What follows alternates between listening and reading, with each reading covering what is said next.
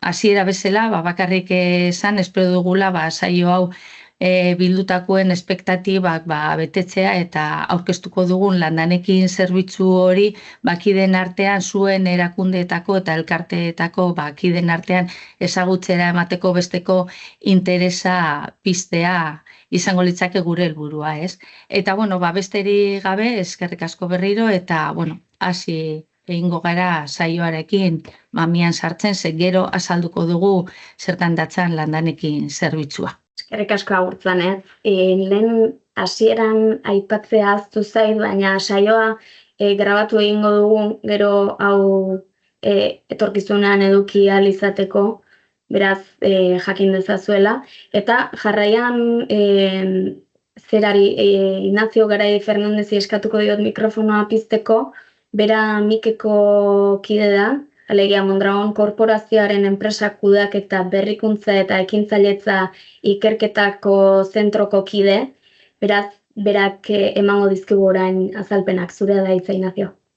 Esker, Mireia. Guardian guztioi, lehenik eta behin uste dut garrantzitsua dela, landolari zoriontzea egiten ari den lanagatik. Eta, gaur dudan helburu txiki bat da, hurrengo minutuetan edo hurrengo tartean, pizka bat azaltzea landanekin zerbitzuaren barruan, elkarlana edo aliantzak lantzerakoan erabiliko dugun metodologia. Orduan, bebai, Mireiak esan duen moduan, nire izena Ignacio Garai da, ordeko zuen nire posta, nire korreba, eta Mondragon Unibertsitateko enpresagintza fakultatuan zein Miken ikerketa zentroan irakasle eta ikertzaile bezala aritzen naiz. Orduan, hurrengoan, mesedez, Mireia. Eskerrik asko. Orduan, hori, lehenik eta behin, uste dut, Miketik, uste dugu, azpimarratu behar dugula lankidetza ez dela kontzeptu berria. Denok dakigu zer de lankidetza edo lankidetza desberdinen artean egon gara, baina uste dugu, gaur bizi dugun testuinguruan, testuinguru honek lankidetza berriak behar ditu dela.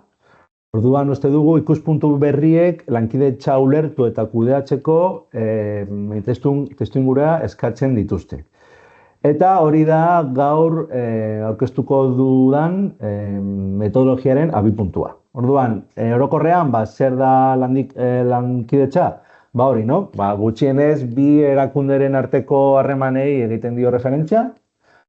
Helburua da, harreman horren bidez, baliabideekin batzuk modu bateratuan kudeatzea eta jarduera zehatzak koordinatzea dauka helburu komun hori, helburu komun bati heltzeko eta lortutako emaitzak partekatzeko. Zer da gauza, hurrengoan mesedez? Ze gaur egungo testuingurua ez da inerraza edo ez da orain dela urte batzuk bezalakoa. Orduan, uste duguna da testuingurua lankidetza arrunta edo arruntarekin ez dela nahikoa. Gaurko enpresek, elkarteak, erronka konplexu eta partekatuak dituzte, eta uste dugu horiei aurre egiteko ezinbestekoa da gaitasunak partekatzea eta ikuspegi partekatu batetik jardutea. Orduan uste dugu, nola deskriba daiteke gaur egun daukagun testuingurua, hori, no? Hurren urteetan enpresek erronka garrantzitsu eta konplexu egin behar dute aurre, trantsizio berdea, digitala eta bar, merkatuak gero eta eskatzaileagoak den heinean, orduan balio handiagoa eskaini behar dugu bezeroi edo stakeholder desberdinei. Ezagutza eskuratzea eta sortzea funtsezko alderdiak dira, uste dugu, merkatuari soluzio baliogarriak emateko, eta bebai uste dugu, enpresek gero eta lehiakorragoak, berritzaileagoak eta iraunkorragoak izan behar dute. Azken finean, gure testuingurua egunero aldatzen ari da, orduan uste dugu hori aurre egiteko, elkarlan arrunta ez dela nahikoa eta beste urrats batzuk eman behar ditugula. Orduan, alianzas inteligentes da metodologia honen izena, eta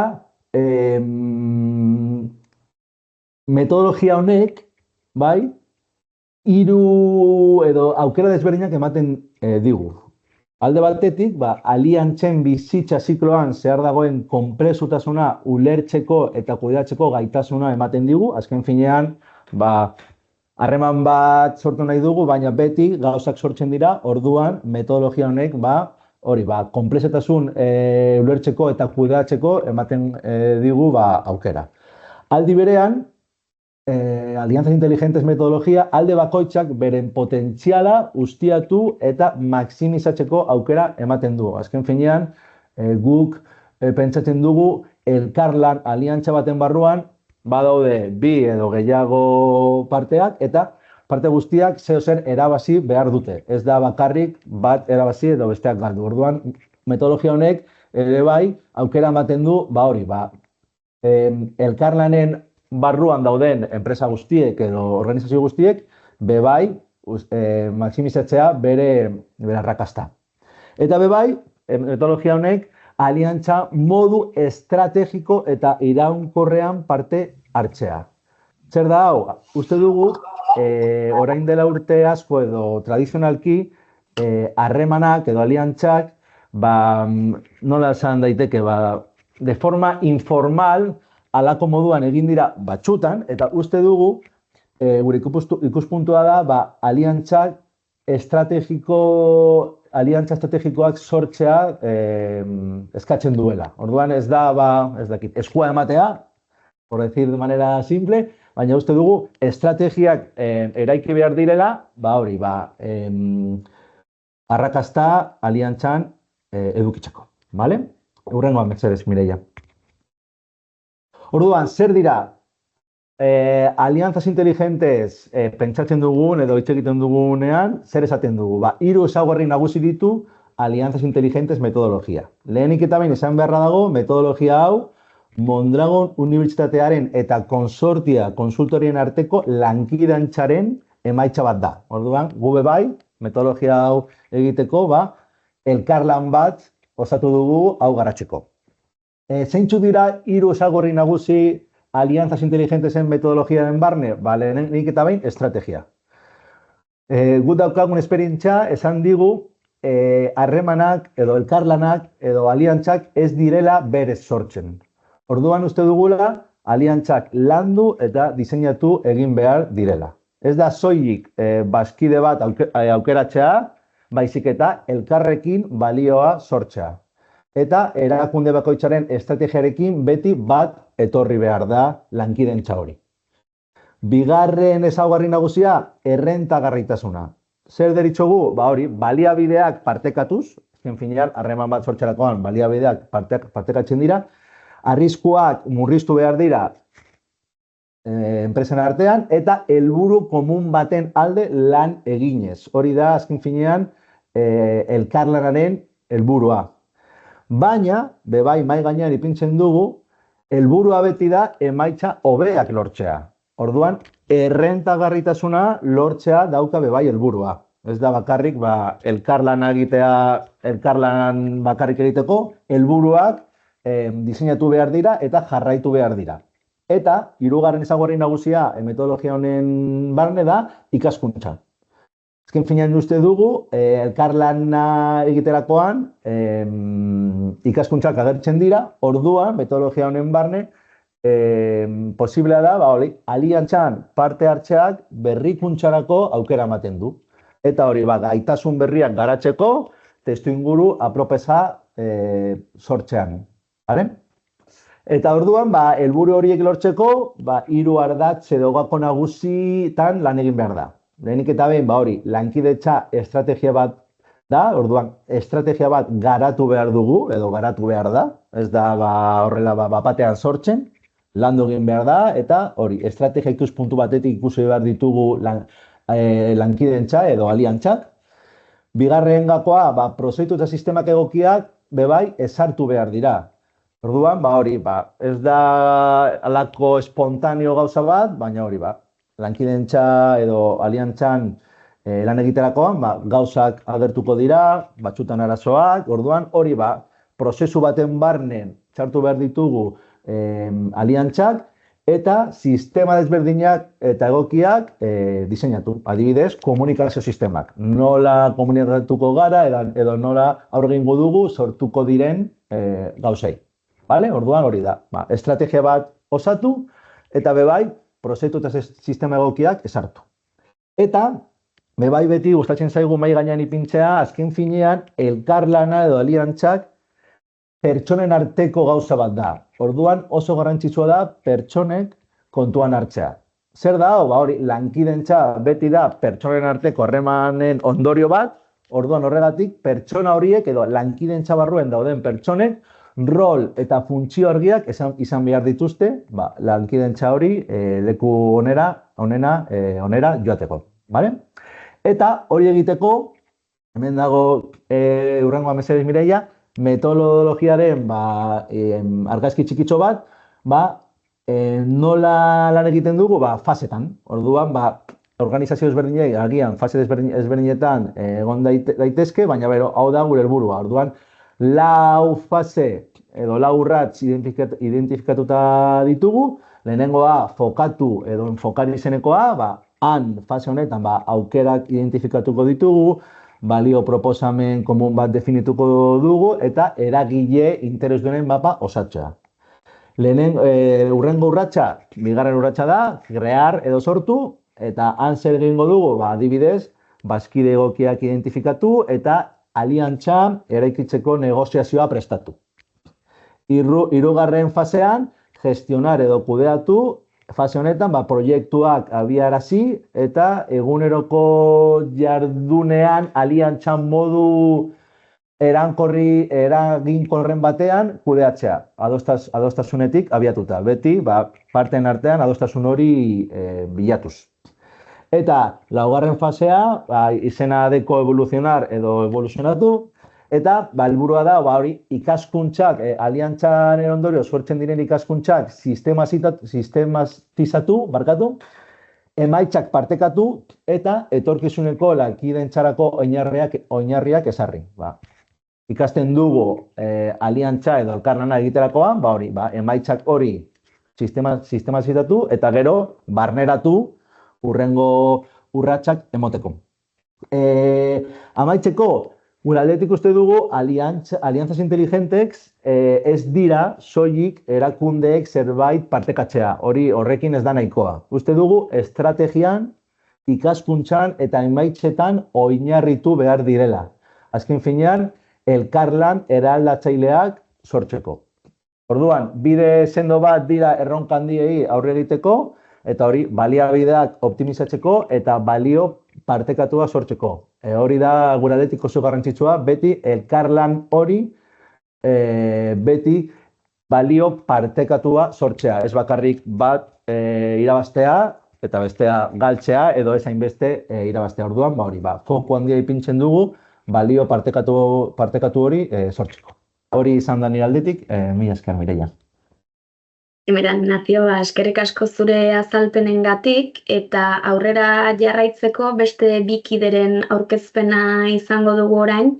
Horiek dira hain zuzen ere Euskaberriko Karmele Bikabea eta Delikatetxeko Xabier Gorrotxategi eta beraiek euren kasua azalduko digute. Beraz, duena da hitza bikote.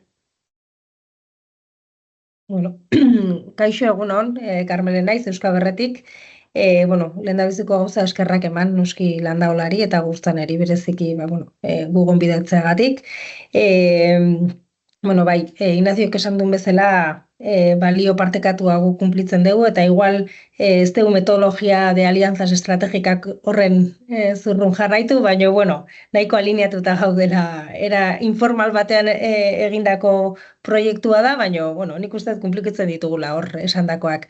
Orduan, azalduko dizuet laburpen txiki batekin Euskaber zer dan, Xabierrek ere azalduko dizue Delikatetxe zer dan, eta Euskaberrek zeukan erronka bati nola indiegun aurre elkarlanakin, ez da?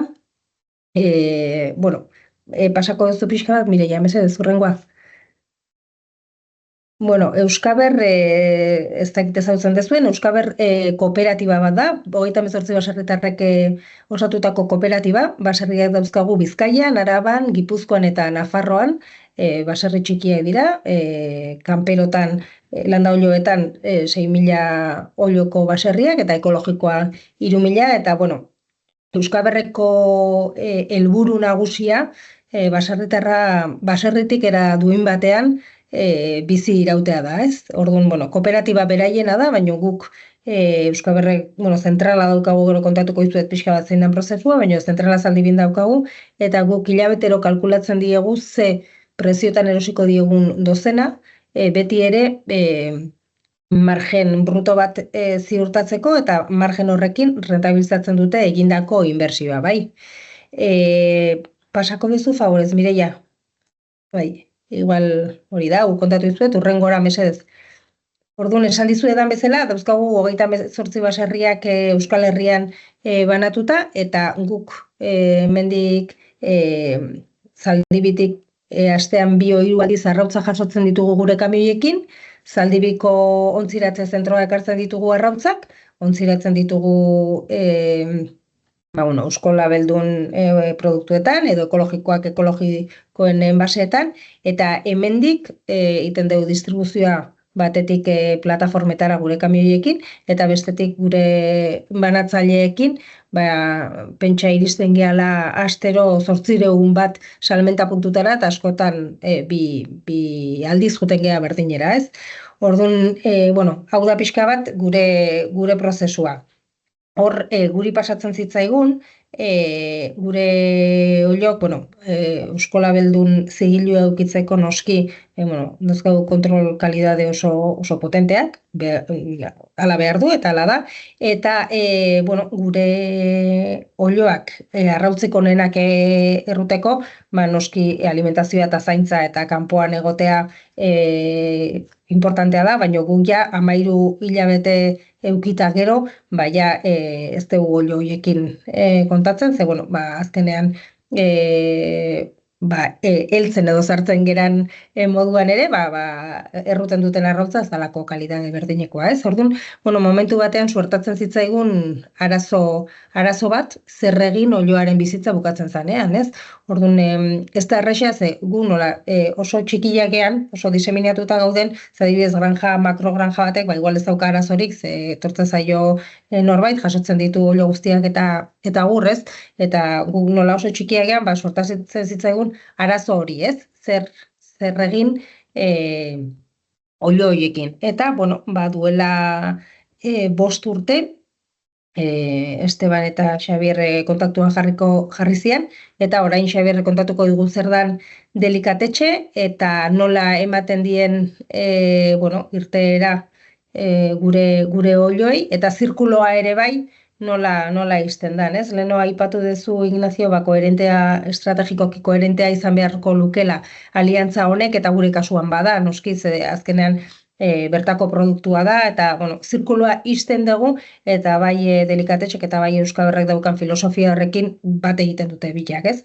Orduan, orain hitza Xabierre luzatuko diot, zebeak oso ondo esplikatuko dizue, nola zer egiten duten, eta nola indien aurre gure erronkari, eta beraientzako ze puntutan ere da onuragarria, ez? Así que, Xabier, zure hitza. Egunon. Puedes pasar hasta llegar a la... Ahí, ¿vale? Puedes intentar ser breve, ¿vale? Nosotros al final nacemos del problema que ha explicado Carmen, ¿vale? Nosotros vimos el problema que tenían ellos y dándole vueltas un poco a qué podíamos hacer o dejar de hacer, pues se nos ocurrió la idea de hacer productos, sobre todo todo empezó pensando en hacer caldo de gallina, ¿vale? El caldo de gallina vieja siempre hace buen caldo, eso está metido en sangre, ¿vale? ¿Qué pasa? Que luego no simplemente hacemos caldo y ya está, ¿no? Quisimos darle que fuera un proyecto, nunca mejor dicho, redondo, ¿vale? Nosotros tenemos al final, lo que tenemos es implementar un producto en un modelo de economía circular, ¿vale? Todo lo que entra nosotros vamos a por las gallinas, cogemos las gallinas, se sacrifican y ya nos viene por todo el tema sanitario también y de calidad. Y de hecho, una de las cosas buenas que tenemos, que ha comentado antes Carmele, de los procesos que tienen ellos de calidad y de todo lo que les obligan, eso lo que nos hace a nosotros es no tener que implementar otro sistema de calidad. O sea, ya sabemos que las gallinas son de calidad, porque gracias a que tienen el sello Ecolabel, pues ya lo tenemos. De una manera, entre comillas, gratuito, sabemos que la materia prima nuestra es de calidad, ¿vale? Y eso luego se nota muchísimo en los productos, ¿de acuerdo? Que serían un poco más o menos nosotros lo que tenemos es, por un lado, esa materia prima que recuperamos y la volvemos a incluir dentro de la cadena de alimentación. Eso sería una pata de delicateche, que sería la materia prima. Con las verduras que utilizamos hacemos lo mismo, ¿de acuerdo? Pues cogemos los puerros industriales, las zanahorias feas, todas esas cosas, ¿vale? Y luego los segundos serían los productos que hacemos, ¿vale? Nosotros fabricamos, o sea, hacemos productos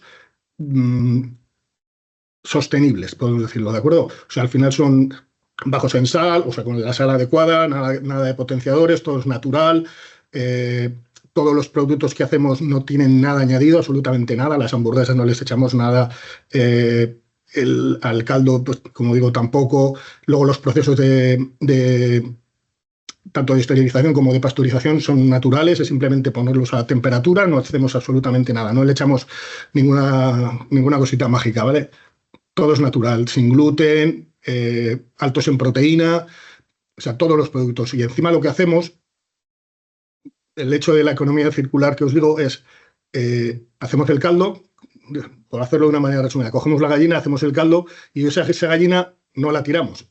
La volvemos a meter en la olla otra vez, hacemos un caldo de huesos, aprovechamos las pechugas, o sea, no tiramos absolutamente nada. Con las verduras también utilizamos para hacer otros productos, como puede ser el tema en las propias hamburguesas, albóndigas, con una salsa rubia. O sea que al final aquí no se tira absolutamente nada. Incluso cuando ya está, que parece ya que están hechos fosfatina los huesos, no se tiran, se llevan a la severía para que se puedan hacer otros productos, ¿de acuerdo?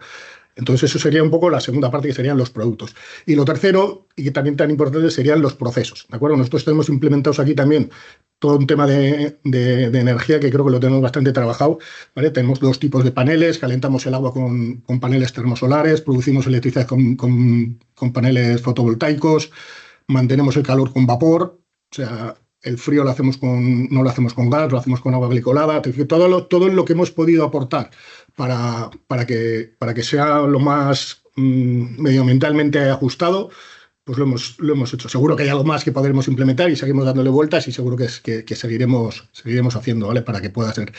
Así que digamos que lo que hacemos es cerrar un poco el círculo desde la pollita que llega a la granja de Euskaber, que se tira el tiempo produciendo. Nosotros no criamos animales para nuestro producto, ¿vale? Nos basamos en algo que ya se cría para la puesta de huevos y nosotros lo que hacemos es transformarlo después y de esa manera pues cerramos un poco el círculo. Creo que he sido breve. Creo que lo ha explicado muy bien, Xavier. Pues eso es un poco la unión que tiene, pues, entre Euskaber y Delicateche, ¿vale? Que es nosotros nos valemos del trabajo de los baserritarras que están en cooperativa en Euskaber. Hori da, eta guretzako erabat koherentea da, gure zaintza hortan ere bai, zirkula itxi eta delikatetxek ere, aprobetxatzen ditugu, beharrez ditugu, oinok, ez? Orduan, egia da proiektu oso polita dela eta delikatetxeko produktuak gero probatzen dituzuenean ere bai, hor kalidadea, lehengaiaren kalidadea ere erabat ikusten da, ez? Por cierto, ya para acabar de rematar, ya sí que se acaba el círculo del todo. Cuando ya hemos acabado con todos los productos de alimentación humana, tenemos una gama de productos para alimentación animal, para que se aproveche al final por completo la gallina. Ez dakite... Vale. Galderarik dezuen edo... Vale, perfecto. Eskerrik asko. Bukaeran utziko ditugu galderak... orden aldetik eta erosoago izateko. Iruditzen baldin zaizue jarraituko dugu, jarraian beste kasu praktiko bat ezagutuko dugu, zehazki teknaliakoa, eta horren azalpenak emango dizkigu Edurne Lejaldek, baina lehenik eta behin bideotxo bat ikusiko dugu. La actividad vitivinícola forma parte de nuestra historia. El proceso de elaboración de vino ha ido evolucionando, pero se ha mantenido siempre como un elemento esencial en nuestra cultura. Así, en Bodegas Baigorri llevamos años innovando para hacer más eficientes y sostenibles cada una de las etapas del proceso de elaboración del vino. Pero esa búsqueda de mejora continua a día de hoy va más allá del propio vino. Y es que desde la entrada de la uva en bodega se producen una gran cantidad de subproductos con compuestos que por sus propiedades beneficiosas para la salud pueden ser empleados en otros sectores. En esta colaboración hemos querido desarrollar nuevos productos naturales a partir de esos subproductos, pero contando con un agente más. Porque en Café Seguía, una empresa de larga tradición en el sector del café, nos hemos hecho la misma pregunta. ¿Podríamos innovar en nuestros productos incorporando los beneficios de la uva? Así nace nuestra colaboración entre Baigorri, Eguía y Tecnalia, con el objetivo de sacar el máximo partido a las propiedades beneficiosas de la uva desarrollando nuevos productos. Hemos estudiado distintas variedades de uva y caracterizado los subproductos generados en el proceso de vinificación para desarrollar nuevos productos naturales, en nuestro caso orientados a la nutrición deportiva. Productos testados después tanto por profesionales de Tecnalia como por expertos del sector. Y en el nuestro, combinando las propiedades de los compuestos presentes en los subproductos generados en el proceso de vinificación con las propiedades del café, hemos elaborado una nueva serie de cafés con múltiples beneficios para la salud, como la regulación del peso corporal o la mejora del sistema inmunológico, entre otros. Este proyecto refuerza nuestra idea de Open Innovation, una forma colaborativa de abordar proyectos de I+D+I para multiplicar el impacto, ya que conjuntamente hemos dado con una solución innovadora con claros beneficios económicos y sociales. Por un lado, revalorizamos los subproductos generados en el proceso de elaboración de vino, dándoles un valor añadido y contribuyendo a la sostenibilidad ambiental. Y por otro lado, generamos empleo y aumentamos nuestra cartera con nuevos productos, que además contribuyen a la salud y bienestar de las personas.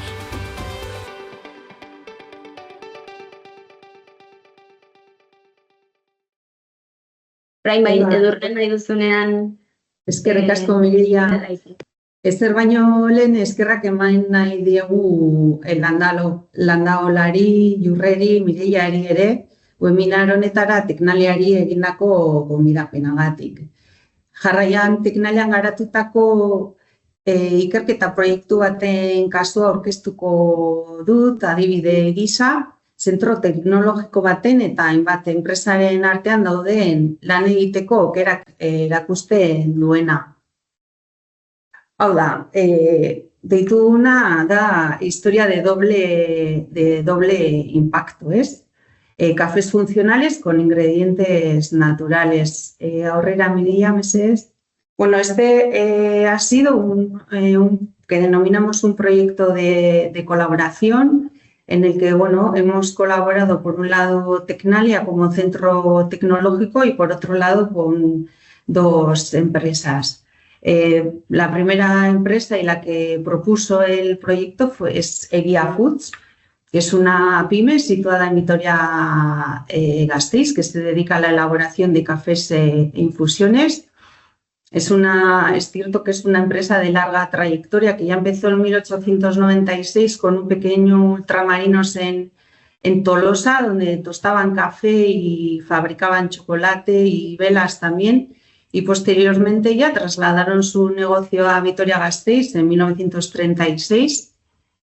Y desde entonces, bueno, pues es una empresa pues muy volcada en la innovación y de incorporar todos los avances tecnológicos necesarios que estén en sus manos. Y esta empresa lo que buscaba en este proyecto era innovar sobre todo en la cartera de productos que tienen. Y bueno, por otro lado participaba también Bodegas Baigorri, que bueno, yo creo que es una bodega conocida por todos.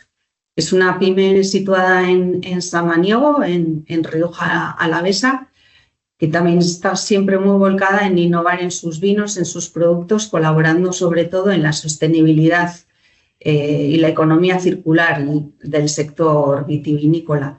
Y en este caso la bodega lo que quería era realizar maridajes y disponer de cafés un café para cada uno de los vinos que ofrece en su restaurante, para que el cliente que después de comer quiere tomar un café, pues pueda tomar un café infusionado en el mismo vino que ha consumido durante toda la comida. Así pues, bueno, pues la planificación del proyecto fue de esta manera: una fase 1 en la que, bueno, se definieron los cafés que se querían fabricar, desarrollar. Una segunda fase, ver también qué extractos se podrían añadir a ese café procedentes de la vid y, bueno, hacer una validación final del producto. Aurrera, Mireia Meses.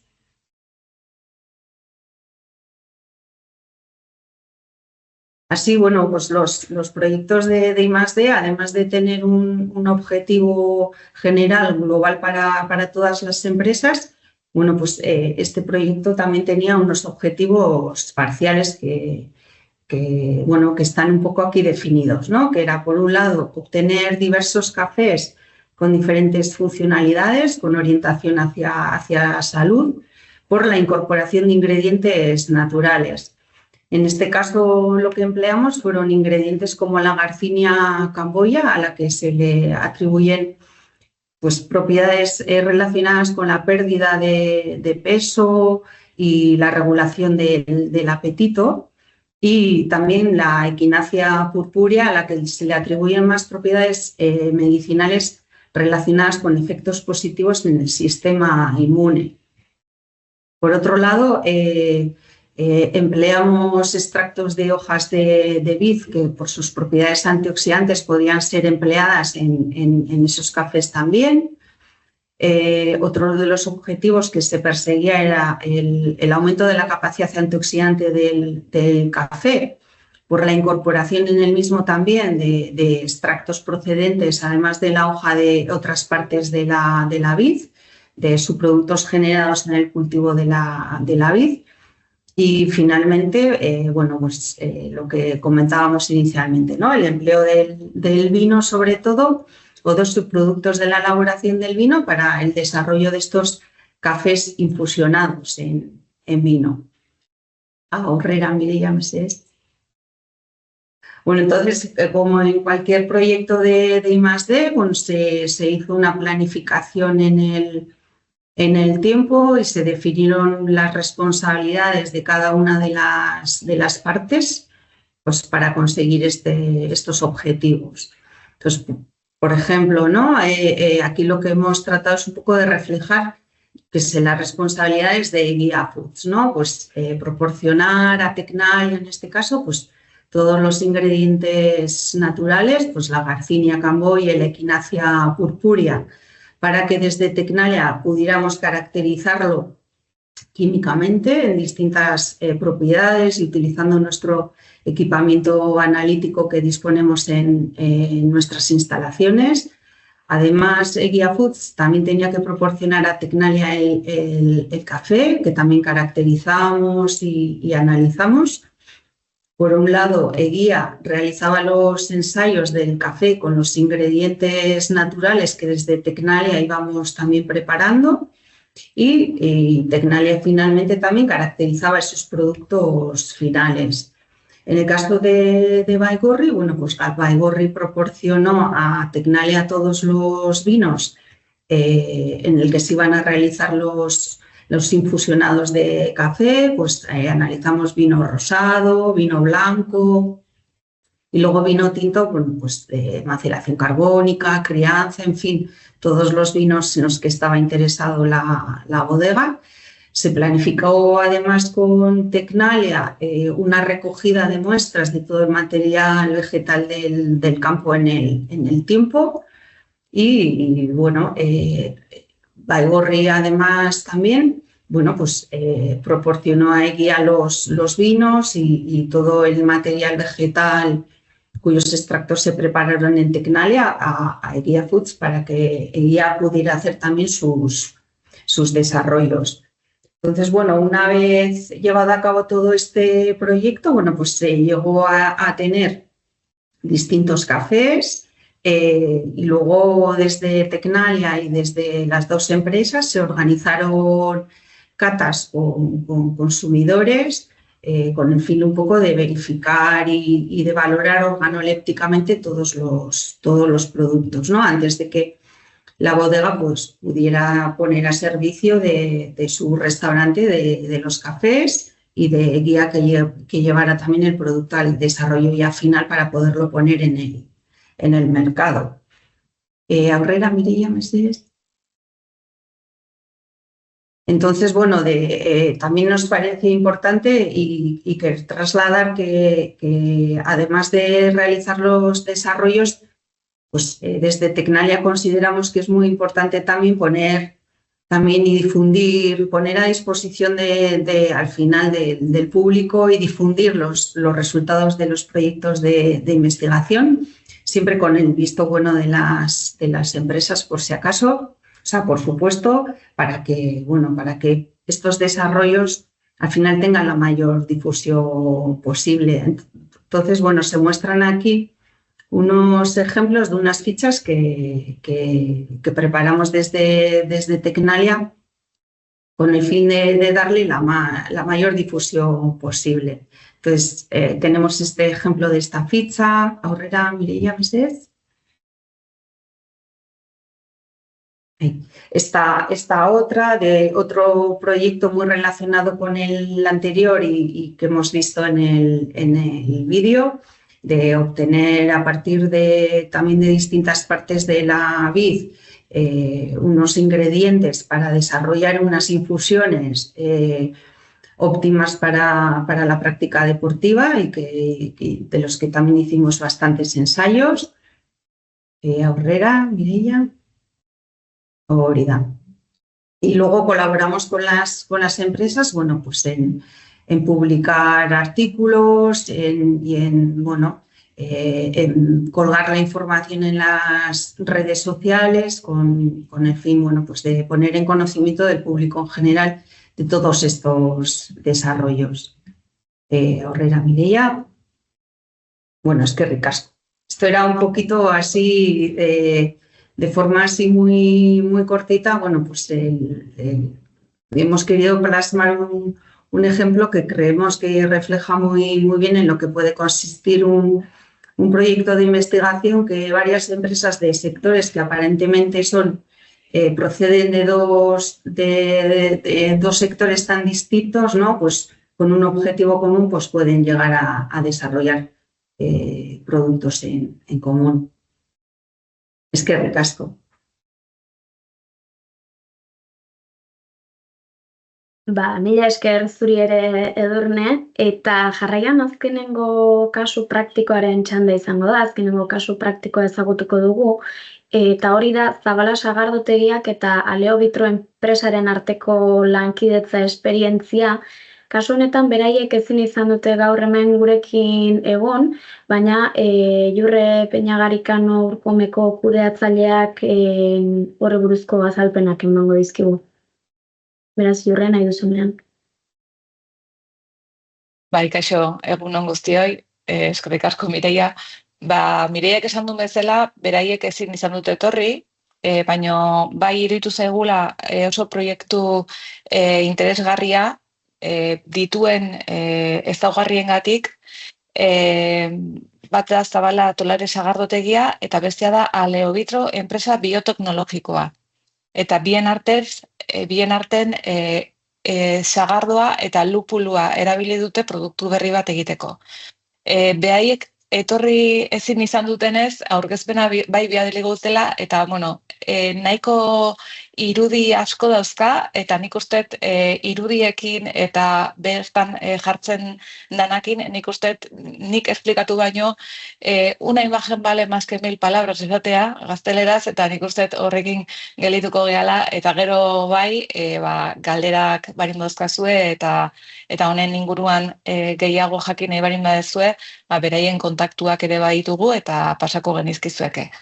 Eta esan bakarrik aurreatu ingo izuet, spoiler ingo izuet, baina momentu hontan adunan iten aidean sagardoak erabiltzen duten lupulua adunan bertan ekoizte dutela. Osea, lortu dutena da, hasieran proba izan dana, eta hemen kooperazio proiektu honetan intzuten lana, azkenean lupuluaren ekoizpena ere beak indute adunan, eta airia sagardua eta lupulua kin batea produktu berri bat sortzen.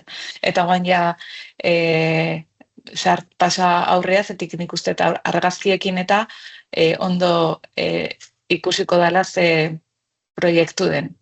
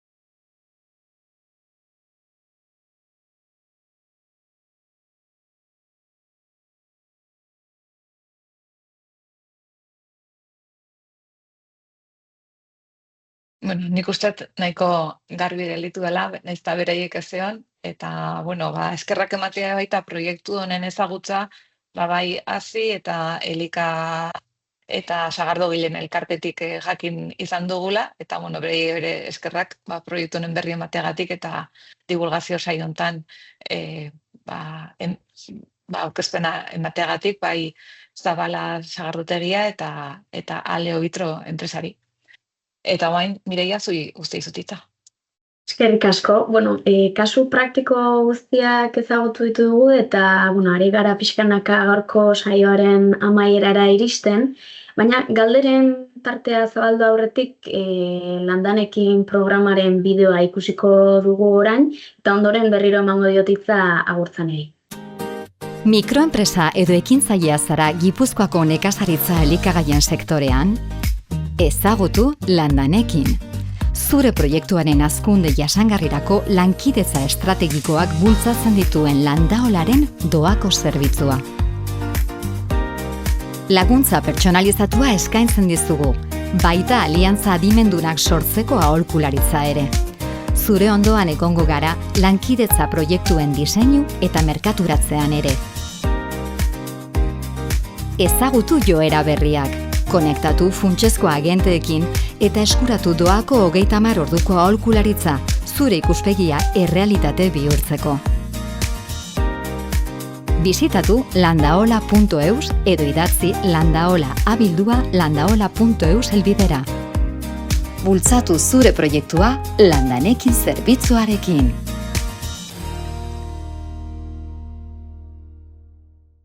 Ikusi dozue azkenian bideo honek oso era laburrean sare sozialetan zerbitzuaren berri emateko zabalduko duguna, eta era labur batean azaltzen du baita ere proiektu baino zerbitzu honen undi norakoak, ez? Baina, bueno, saiatuko naiz tartetxo hontan gehiago azaltzen, ez? Bueno, gaur hemen gauden denok badakigu, bai baserritarrak eta elikadura kateko eragileak ere, bakarka itzen direla askotan, ez? Baliabide oso mugatuekin eta sarritan beraien proiektua handitzeko eta hobetzeko zailtasun ugariekin topatzen direla, bai merkatuera iristeko, bai prezioak hobetzeko, kostua murrizteko, volumenak eta lehen hemen aipatu den bezala, ez? Testuinguru berri honetan, etorkizuneko erronkei aurre egiteko ere, askotan inbertsio handiei eta aurre egin behar izaten diote, eta hor daude, ez? Egunero, zailtasun hoiei, oztopo hoiei aurre nola egin jakin ezinik, ez? Baina, bueno, danok ere badakigu, elkarlanean aritzen baldin bagara, oztopo hoiei aurre egiteko eta errentagarritasuna hobetzeko ere, aukera hoiek handitzen direla, eta hortik nolabait ere, abiatzen da Landaola gaur aurkezten daben landanekin zerbitzu hau, ez? Orduan, zertan datza edo zer da landanekin zerbitzua?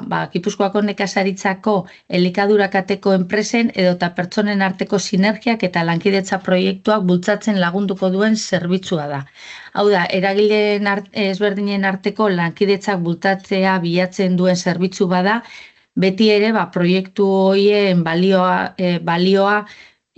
erantzi hori handitzeko asmoarekin, eta lehen Ignaziok azaldu duen aliantza adimenduen metodologia hortan oinarritutako zerbitzu bat izango da.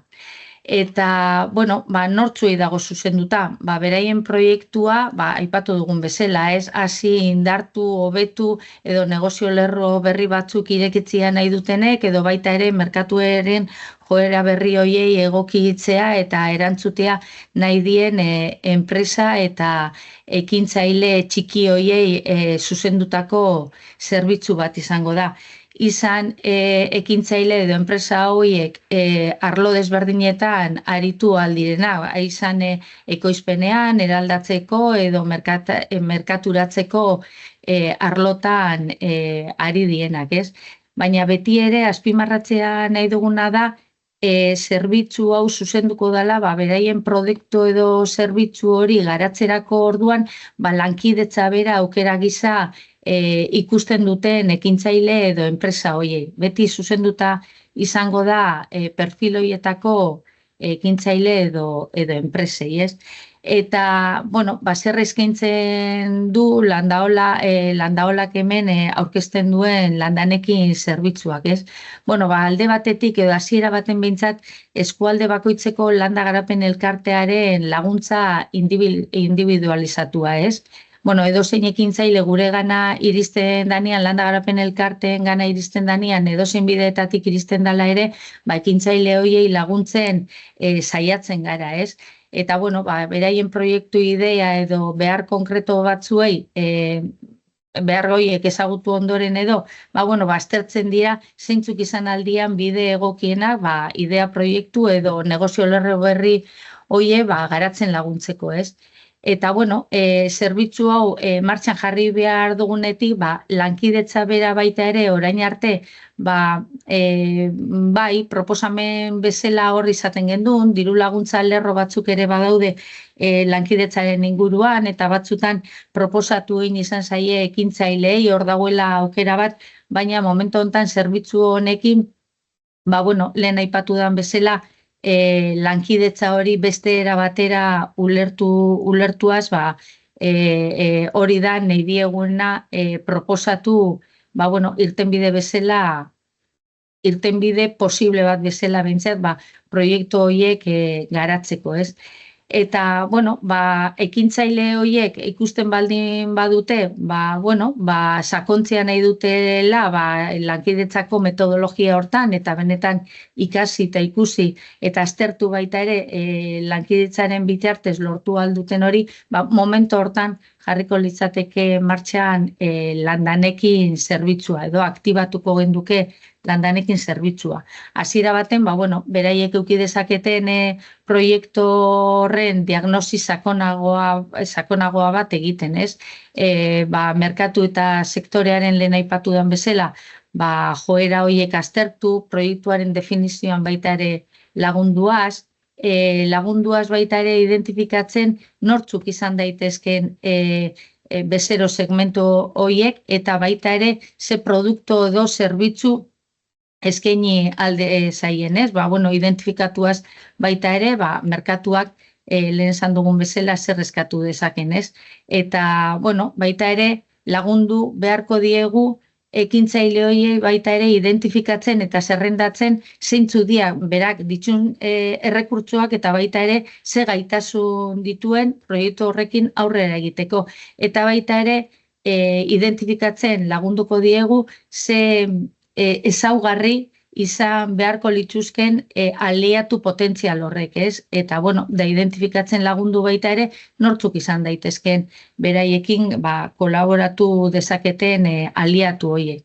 Eta, hori egin ondoren, zenbait kasutan, kolaboratzaile potentzial horiekin baita ere kontaktuak edo harremanak errazten lagunduko diegu. Kontaktu horiek izango dira, proiektu hori eskuartean dagoen proiektu edo ideia hori aurkezteko eta baita ere kolaborazio proposamen horiek ere aurkeztu ahal izateko. Baina, gertatu alda baita ere, bakarkako ekintzaileak aurkeztu beharrean, aurkeztea edo gerturatzea esan daigun, bi edo eragile gehiagoen arteko talde bat esan daigun, eta, lehendik ere, proiektu bat eskuartean dutena eta identifikatuta dutena baita ere, ze produktu edo ze zerbitzu eskaini alduten, ez? Orduan, lehen aipatutako fase hori askozaz arinagoa edo izango litzateke, ez? Baina, behin identifikatu ondoren, zeintzuk izango dien proiektu lankidetzan, proiektuan ariko diren edo aritu aldiren kolaboratzaile horiek edo lehen aipatu dan hitz hori Ignacio aipatu daben stakeholders hitz hori horrek identifikatu ondoren, hor jarriko litzake edo aktibatuko genduke baita ere miken aholkularitza zerbitzua. Eta hemendik lagunduko genieken, kolaborazioak modu egoki eta antolatu baten sortzen, lehen esan da bezala, metodologia beraiek daukaten, metodologia adimendu hori aplikatuz, eta baita ere lagunduko zaie, aliantzan prozesu hori nolabait ere ulertzen. Eta guztira, jasoko duena landanekin zerbitzuaren bitartez, izango litzakez, proiektu bakoitzarentzako 30 orduko doako aholkularitza zerbitzua, ez? Eta, laburbilduta zer lortzen duen landanekin zerbitzua jasotzen duten eragileak, lehen esandakua, baina berriro ere azpimarratzekoa, sektorearen eta merkatuaren joera berri horiek ezagutzea, lankidetzan bide lagun izan daitezken baita ere pertsona edo eragile horiek identifikatzea eta zuzenean harremanak egiteko aukera izango dute, baita ere lankidetza proiektua noski hau da parte garrantzitsuena esan daigun, diseinatzen eta abiarazten lagunduko zaie eta baita ere zer jasoko dute, pentsatzen dugu oso garrantzitsua dela baita ere metodologia adimenduaren ezagutza behintzat prozesu horren parte izango direnez, metodologia horien ezagutza jasoko dute eta aliantzen bizitza zikloa edo prozesua ulertzen lagunduko diena, ez da, gerora ere beraientzako oso baliogarria izango dena. Eta, azkenik aipatzea nahiko genduke, landa garapen elkarteok ekintzaile hauei eskaintzen diogun zerbitzua ez dala hemen bukatzen, proiektuar, 30 ordu hauekin bukatzen, baizik eta, proiektuen jarraipena egingo zaiela, beste ekintzaile batzuen proiektuei jarraipena egiten zaien bezala, eta beste lako laguntza eta babesa ere eskaintzen jarraitzuko gendukela, ez? Izan diru laguntza eta programa ezberdinen inguruko informazioa eta aholkularitza, edo izan baita ere, ez dakit lehen sektore eta elikadurakateko ekintzaileak eta ekosistema hortan gauden eragile ezberdina biltzen dituen, kabia bezalako sarearekin harremanetan jartzen lagunduko genieke, eta baita ere, zergaitik ez, kasu batzutan ematen dalako, eta landa garapen elkarteok hori ere egiten dugulako, administrazioekin batzutan, bitartekaritza lan hori ere beharrezkoa da, eta, hor landa garapen elkarteok ere, papel hori jokatzen dugu, eta behar esan eskero jokatuko gendukena, ez? Eta, bukatzeko, hauxe da, era labur batian landanekin zerbitzua. Gure asmoa da, zerbitzu hau udazkenean ja martxan jartzea, irekita egongo da zerbitzu bada, hau da, ez du izango epe jakin batean eskaerak aurkezteko data bat, baizik eta, proiektuak edo ideiak gure gara iristen diren heinean, ja lantzen hasiko gara ekintzaile horrekin, bere proiektua garatzen lagunduko zaie orain arte bezala, eta lankidetza aukera bezala ikusten duten horientzako, orduntxe esan bezala lehen aktibatuko da zerbitzua.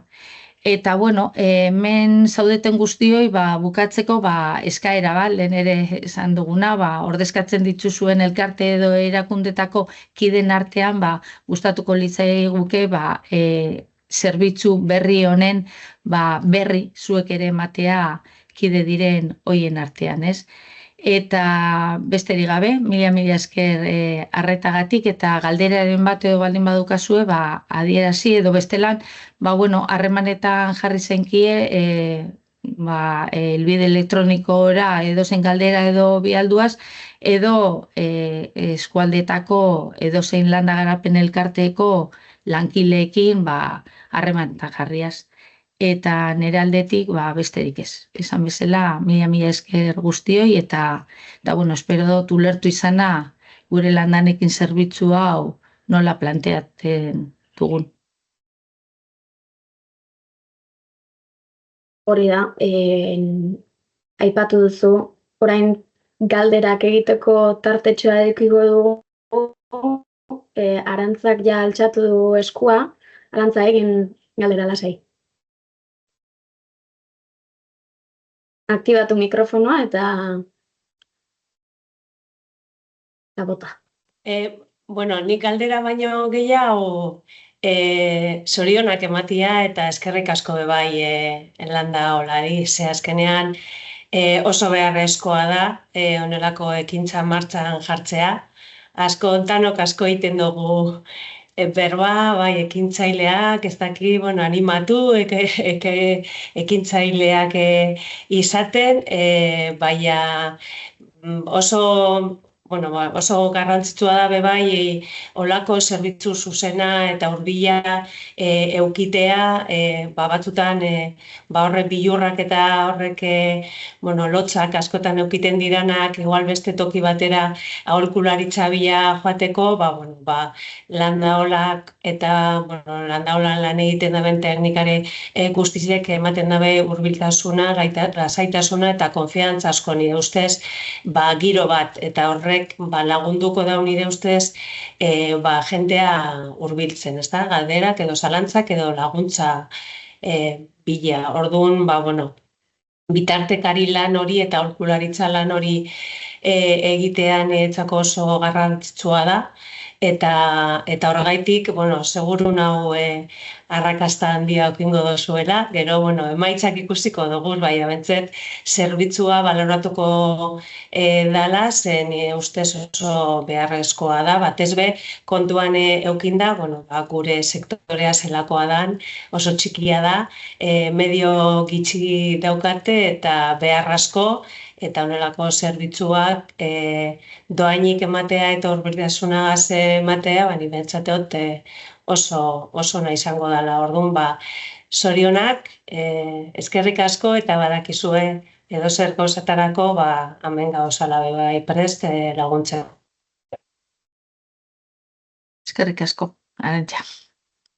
Beste norbaitek nahiko luko zerbait gehiago erantzi edo galdetu? Gogoratu eskutsua egotzearekin. Nik amaitzeko baita nahi nuke esan liburuska triptiko batzuk eukiko ditugula eta horien banaketa egingo deula baita udazkenen zehar, errezteko, bale? Oain udara ez da aproposena, baina ez zabalkundea egingo deu, eta alde hortatik baita eskerrak eman zerbitzu hau Gipuzkoako Foru Aldundian laguntzari esker jarri deulako martxan. Eskerrik asko. Beste galderarik ez badago edo ekarpenik, mentxe emango diogu amaiera webinar hori, eta ondo segi eta hurrengora arte. Mila esker. Eskerrik asko. Eskerrik asko, arte. Mila esker.